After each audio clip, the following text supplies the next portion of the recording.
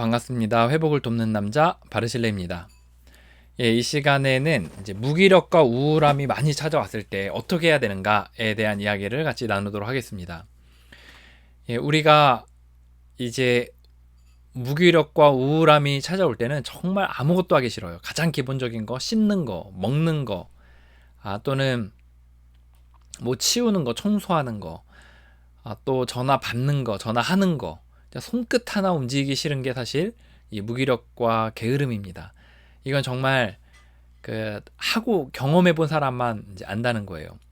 근데 이제 이 무기력과 이 게으름이 병적인 증상의 일환이라는 거죠.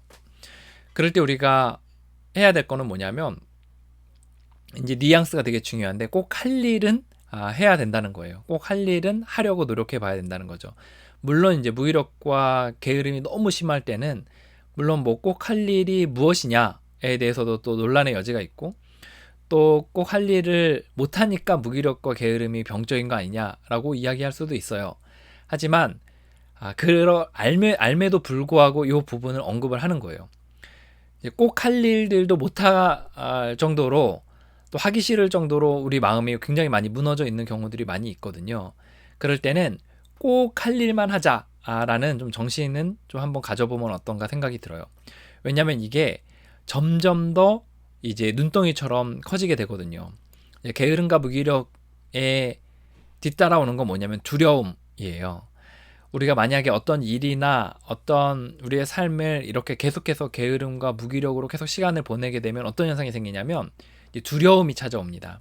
그래서 이제 뭔가를 하기가 싫고, 또 뭔가를 펑크냈을 때 점점 그 두려움들이 커져서 나중 돼서는 실체는 그렇게 크지 않은데 우리의 마음 안에 그 두려움으로 인해서 굉장히 아예 시작조차 못하는 경우들이 많이 있다는 겁니다.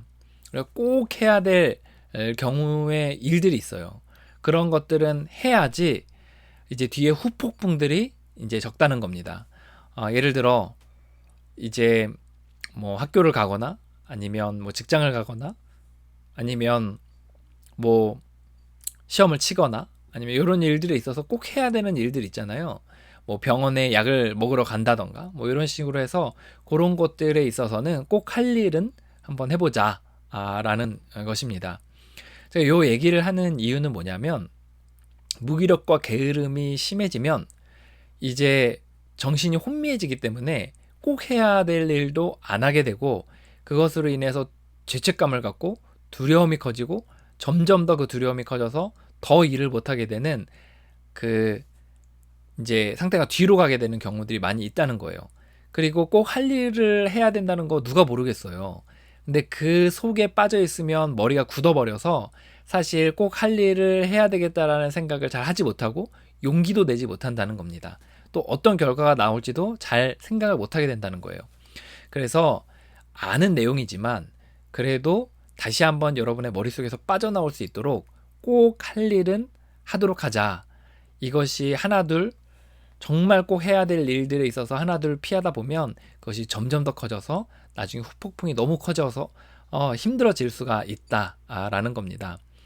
꼭 할 일은 하자라는 게 좀 부담이 된다면 꼭 할 일만 해보자라는 것으로 뉘앙스를 바꿔서 좀 마음을 편하게 할 수도 있을 것 같습니다.